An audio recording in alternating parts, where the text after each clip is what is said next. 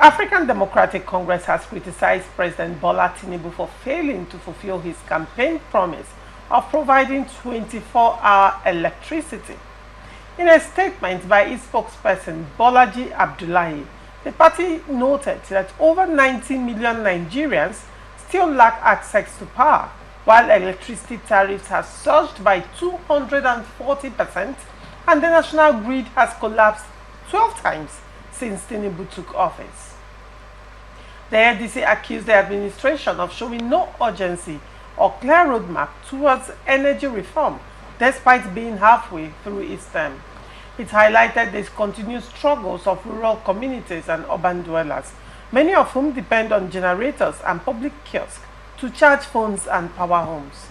The party reminded President Tinubu of his own words, "Don't vote for me if I don't deliver electricity," and challenged him to explain the deteriorating situation. He called on the government to act swiftly and transparently to address the power crisis affecting millions of Nigeria. Ndamze, what do you make of this story? Does this story hit close to home for you? Do you have electricity in your area? I don't. It's just skeletal. The time we enjoy electricity is basically when the PHCN have served out their bills, and they're about to go. Yeah, they're about to go around yes, in collection of their money. Within the period, there will be lights, so that people will be encouraged to pay. Will be encouraged to pay. But thereafter, you don't see it till the next time they serve out their bills. So, but looking at the campaign promise of the president, it wasn't a Nollywood movie, neither was it a playlet. It was actually a campaign promise.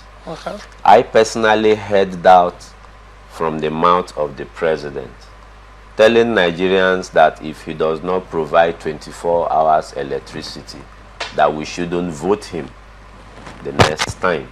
Okay, but the question now goes to the president. Respectfully, Mr. President, how well have you, improved in power generation and transmission?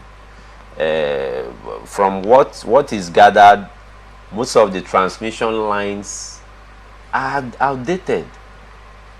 So the question is, how far have government gone with reforming the electricity sector? That's another sector that Nigerians shouldn't shy away from reforming. The government need to do proper electricity reform. And also, Laurentia, Nigeria is only relying on generating power from power substations and gas stations and all that. What happened to the abundant resources God have deposited for us here in the country, which is the sun? It's wasting. Netherlands is currently generating electricity from solar. Another means of energy generation from sun and heat. Why are we only looking at what PHCN can transmit to us? In my opinion, I believe that the generation is not enough.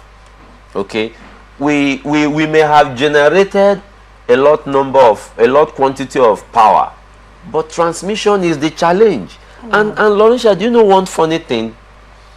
Most of the transmission companies in Nigeria, when you check the share capitals in which they use in incorporating their companies, you see that so many of them that have been given millions of dollars contracts to transmit electricity in Nigeria, so many of them, they are in corporation. The shares, the value of their incorporation, none exceeded 1 million shares. Is that not an aberration? That is to tell you that there is a sham, a big scam happening in the electricity sector, and we are accusing the government directly. The government knows about this and they are not willing to resolve it. So this didn't start from this current administration. It has become like a norm in Nigeria. So Mr. President saw all that and used that as a campaign promise to Nigerians, and Nigerians bought it, because over the years the supply of electricity in this country has been epileptic. So we want a leader who has the political will to radicalize and revamp the electricity sector. So we believe the president still has time. There is still 2 years along in his tenure. So it behoves on the president now to either do or not do, because he said it with his mouth, because the Bible said that out of the abundance of the heart the mouth speaketh. He has told Nigerians that if I don't provide electricity 24 hours for you, don't vote me in the second time.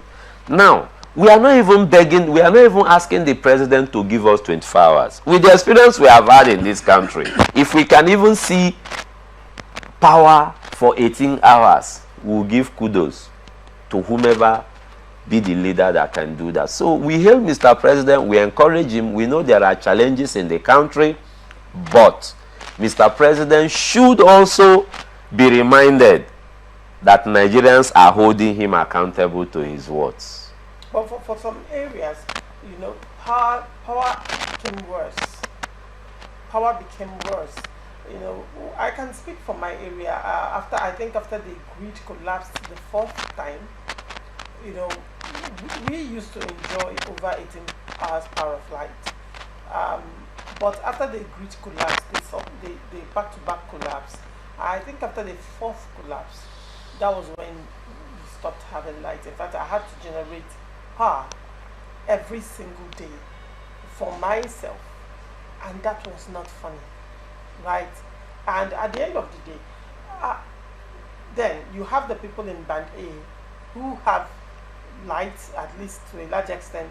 They enjoy power more than other people, crying that the tariff was way too high for them, right?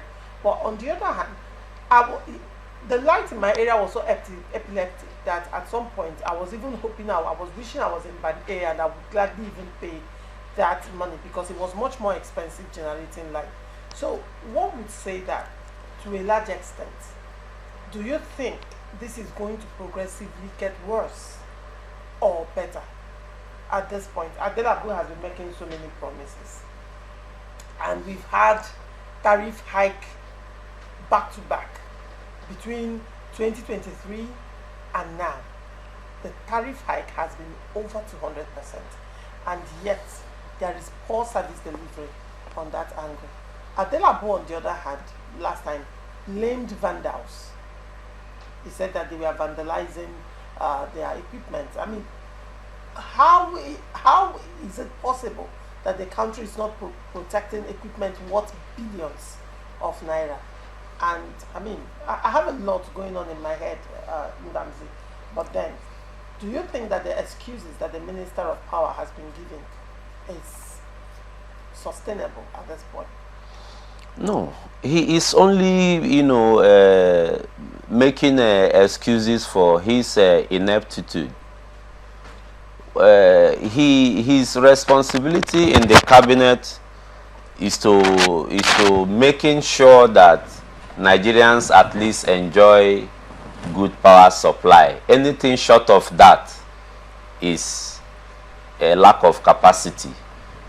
So the minister Okpebholo is only, trying to justify his ineptitude. In my sense of judgment, I think he's not performing very well in that sector, and if given the opportunity, being the president, I will show him the way out. All right. Yes, of course. And also, Nigerians need to realize one thing.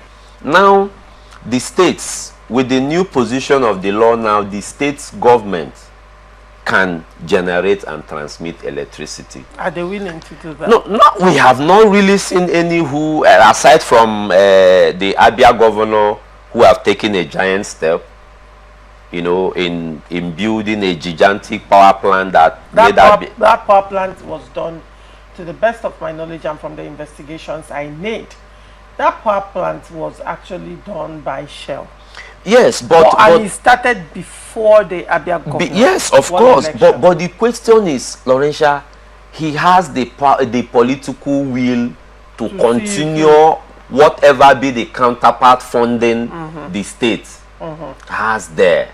Okay, he followed it up, even brought new investors to making sure that thing is working. That is governance. You see, the challenge we have in this country with the state governors is this: these guys are not thinking out of the box.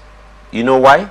Simply because at the end of the month, they all run to Abuja to sign out. Is it not thinking out of the box because they travel a lot? Is it not thinking out of the box, or the unwillingness? Laurentia, I am coming. Or is it the unwillingness to do the right thing, considering that after their tenures, they face cases of financial misappropriation and embezzlement? Unwillingness to do the right thing is also a factor. Okay. Okay. But you see where the major challenges is. At the end of the month, the governors run to Abuja to sign allocation. So they are not under pressure to generate funds. They are not generating funds. They are not doing anything. Look, facilities that can make them generate funds are just within them. And I wonder the kind of people they bring into their various cabinets. These are people who cannot think to coming up with solutions on funds generation. Who says that state government cannot generate its funds without running to Abuja? It is just the way the system is structured. That's why we are clamoring for decentralization. The power is so much vested on the center. It is so much, and in my own words, it's making the governors to be lazy.